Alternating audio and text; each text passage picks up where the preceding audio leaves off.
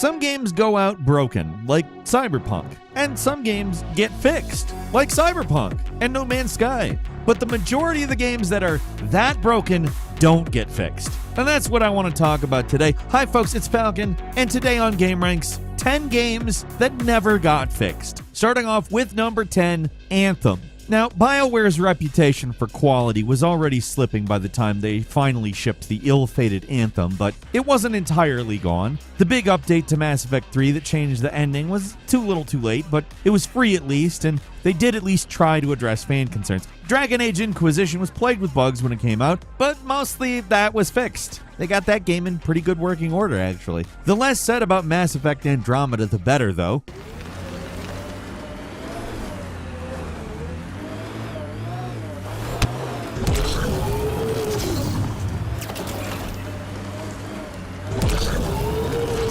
They really dropped the ball on that one, especially with post-launch support. The same could be said for Anthem. The core gameplay felt good, but other than that, the game had some issues.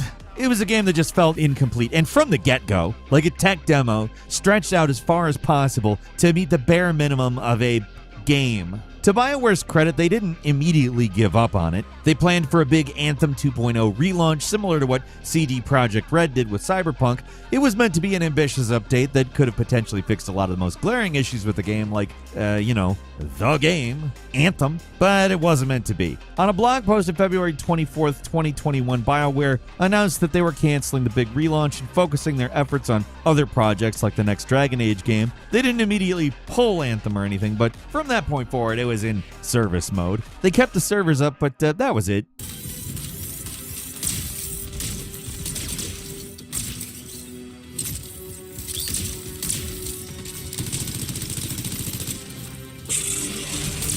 And number 9 is Red Dead Online, and this one, it still stings. There was so much potential with Red Dead Online, but Rockstar just never managed to capitalize on it. Their interest has always been with Grand Theft Auto Online. It's their cash cow, and if something else isn't making all the money, it's no use to them. Here's the thing. Red Dead Online, it was far from bad. It's just that it could have been so much more, and did it suffer from some pretty annoying issues that Rockstar left in the game without fixing? Yes, it did. They actually never even finished the story mode, which feels so wrong coming from one of the, if not the biggest open world game developers. There's a story that gets you into Red Dead Online, but it's never finished. Just sort of ends halfway through. Hey, you remember that thing going on? No! There's other things going on now. Go do those. Unlike BioWare, who were at least open and honest about sunsetting their game, Rockstar kind of buried the news about essentially giving up on Red Dead in a random update. You have to scroll down to like paragraph 11, I think. Yeah, it's 11. And that's where they say they're ending major themed content updates.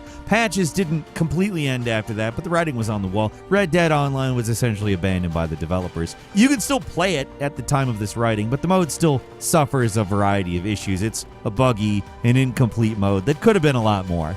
Moving on to number 8, it's Star Wars Jedi Survivor's PC port. The console version of this game, had its issues. It doesn't run as well on PS5 as it really should, considering the developer's pedigree. But, blatant problems, I don't know. It runs well enough. Compared to the PC version, just consistently terrible performance across the board, seemingly regardless of your hardware. Players with GeForce 4090s seem to struggle with stuttering and major frame drops just as much as players with 2070s. It was that way at launch, and the stability has only gotten a little better with patches. There have been a few updates to the game, but it is not nearly good enough. Players still suffer from game-breaking bugs, and the game crashes constantly for certain players. All this stuff it can be fixed, but in typical EA fashion, they've pretty much given up on the game. The last patch was released in January of 2024, and it's been radio silence ever since. It really sucks because the actual game is great. It's a worthy follow-up to Fallen Order, but the performance issues and bugs are just unacceptably bad,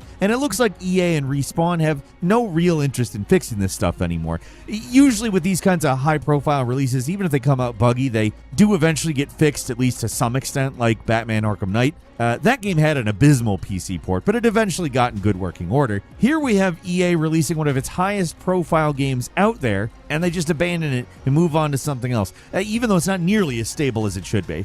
And number 7 is Kerbal Space Program 2. The original Kerbal Space Program One of those early indie game hits, and the game that was supported for years and years. When they revealed they were working on a full-blown sequel, there's a lot of hype, but the early access release suffered a lot of problems. Little did we know this would turn out to be a troubling trend, with games like Cities Skylines 2 repeating the same mistakes as this one. The game suffered from troubled development in general, but there was still a chance to turn things around. Heck, the game was still pretty consistently updated up through April 25th, 2024, less than a month ago at the time of this writing, but then it all came crashing down. On May 1st, Kerbal Space Program 2 developer Intercept was shut down along with Roll 7. The entire staff of 70 was let go. Basically, the game is done. Yes, Take-Two and their subsidiary Private Division say that they're going to continue to support the game, but with their entire development team laid off, excuse my skepticism about Kerbal 2's future. The Steam page doesn't even acknowledge that Intercept Games no longer exists. There have been no updates on what's actually going on or what's actually going to happen. Most likely, Take-Two will put out a few maintenance updates to try to make people think they're still supporting the game, then quietly give up on it and hope nobody complains. All while this clearly unfinished game that will never actually leave early access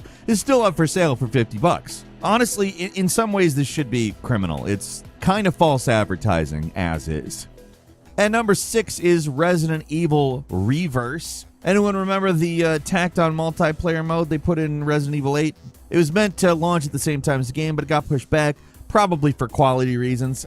Maybe Capcom knew they had a stinker on their hands, because it was released with as little fanfare as possible. They just sort of dumped it out to die, even though everybody who owned Resident Evil 8 had it for free. It's probably the right move, honestly. There's not going to be a lot of these that I say that about, but I don't know why Capcom keeps trying to do these lame multiplayer modes in Resident Evil games. Like, is it impossible to make a good multiplayer add-on to a game like this, or even like a decent one? No, it's not at all. But they clearly don't really know what to do with it. And this is probably the worst one yet. It's about as unnecessary and unfun as Umbrella Corps. But with Reverse, there's at least a chance to play some memorable characters and monsters. It's not a bad idea for a competitive multiplayer mode. The problem is pretty much everything else. The netcode was abysmal. It was unbalanced. It's full of awkward mechanics. Just didn't work. Also, nobody played it. The last time they updated it was on December 20th, 2022, less than a year after it came out.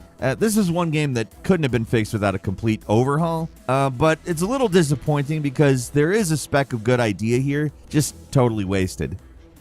At number 5 is Back 4 Blood. First Evolve, and now this. It's starting to look like a pattern with Turtle Rock Studios, making games with a lot of potential and giving up on them before they really have a chance to get off the ground. Evolve was a lot more ambitious. Its asynchronous 1 versus 4 gameplay it was a big swing, but it was also a lot more flawed than Back 4 Blood, which is basically a modernized Left 4 Dead with some creative ideas like a card system. Here's the thing, Evolve could have been a lot better, but Back 4 Blood is an all-around pretty solid game, with just a few tweaks here and there. Probably could have been great, but instead of really fostering the game and sticking with it, they fulfilled their contractual obligations, got all the announced expansions out, and then moved on to the next project. On February 2nd, 2023, Turtle Rock announced they were ending active updates for Back 4 Blood. They'd continue pushing out stability updates and minor balance patches, but they weren't going to give the game any major updates, and it needed some. The game is still plagued by annoying issues and bugs that do hurt the overall experience, even with a small team continuing to support it. At this point, it's pretty clear the game isn't going to get any better, and while it's still a good game overall, it never quite got to where it should be. Maybe the player base was just never there. I don't really know. But it's disappointing seeing a game that's good given up on before it has the chance to be great.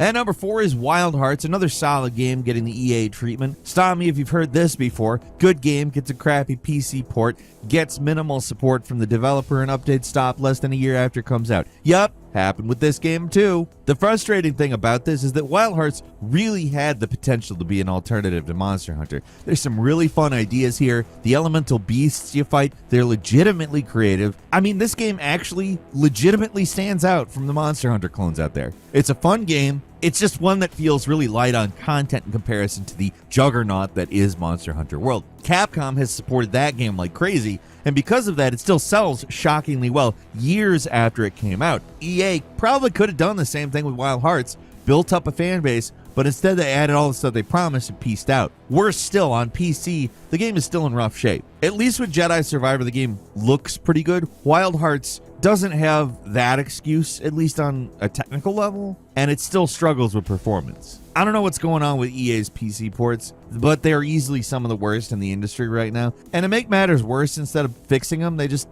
abandon, they give up. They're like, well, guess it's gonna be bad forever. Wild Hearts was a fresh new IP with tons of potential that people liked. They could have had something here. They could have done something here. But EA just had to be EA. EA Games. They're super lame. Like the literal version of lame. Handicapped. Like Wild Hearts isn't lame like the colloquial lame. It's good, but it's been left high and dry. Someone who needs crutches that are across the room, and EA refuses to go walk over and hand them their crutches. And number 3 is Star Trek Infinite. Never heard of this one? Well, it's Stellaris, but with a Star Trek reskin. For fans of Star Trek and crunchy strategy games, which is a Venn diagram that's basically a circle, there was quite a bit of interest in this game. If there's a villain in this story, it's Paradox and their miserly philosophy on DLC. If there's a feature they can leave out of a game and sell you later, oh boy, the shame is non-existent. Paradox will do it. It's a business model that served them well with their other series, honestly, including Stellaris. But in recent years, more and more players are starting to push back against this sort of excessive DLC. Here's the thing, Star Trek Infinite didn't even have DLC. It didn't get the chance. At launch, the game was bare bones, and the players immediately noticed major, obvious features were missing. There were only 4 races to play as, for one thing. In Star Trek, you don't have to be a big fan of Star Trek to know there's a lot of different alien species. Now, there were multiple Star Trek mods for Stellaris that had just as much, if not more, content in them, so pretty much everything felt pointless. It did have some unique features, like an RPG light system where certain choices could decide if your faction stayed canon or went in different directions, like turning the Federation into the Terran Empire, but it's never meant to be. Players at this point had just assumed Paradox games would improve with DLCs. That's how they've always done it to this point. But this time they just up and abandoned the game entirely, less than 6 months after it came out. I don't know. Paradox, these are divisive business strategies, and I wonder if they're finally catching up to them. Or maybe it's just the general state of the industry. Nobody's happy with this crap. But whatever it is, things aren't looking super great for Paradox right now, and the state of Star Trek Infinite is part of that.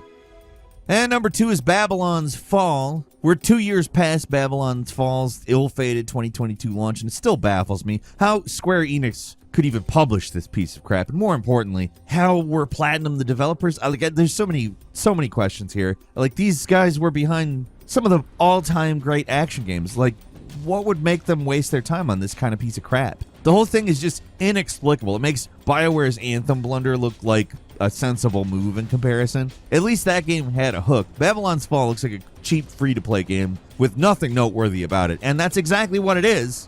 Still, it's Platinum we're talking about. They made Metal Gear Rising. Maybe they could have turned this one around? I don't know. It seems like there's no saving this stinker. It barely got any support past its disastrous launch, and it was closed less than a year after it debuted. The only positive thing I can say about this whole ordeal was that it did last longer than I thought it would. I assumed it would be shut down in less than 6 months, but it managed to last a little less than a year before closing the servers. Many games on this list could have been redeemed with necessary support from their developers. At least I like to think that could have been possible, but with this one, I don't think there's a chance in hell. This game was born to fail. It's one of those things where I wonder if Platinum didn't really want to be involved in it. Like they got themselves into some kind of a contract with Square Enix that they had to fulfill and just hated the idea of this. Probably it's one of those, like, I don't know what's going on here. Which actually is a pretty good segue into the next one.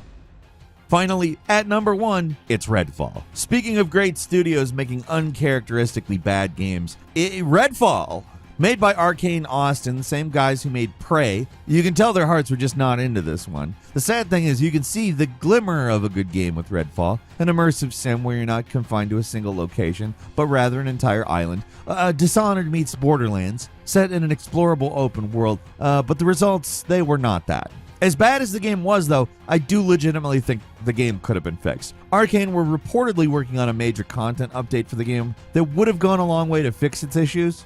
They were also working on a long-awaited offline patch that would have made the game playable even after servers shut down, but none of that matters now because Microsoft closed the entire studio. Apparently, the offline patch was just literally days away from completion, but Microsoft shut them down anyway, so In the near future, you won't even be able to play Redfall, even if you paid full price for it, because without that offline patch, the game will be rendered unplayable when the servers close. The whole story of Arcane Austin and Redfall is a sad one. It's a game they clearly didn't want to make, and it shows with the final product. And this is their lasting legacy. There was a time where it seemed like Microsoft would let a studio take the time to fix something like Redfall, but that time is...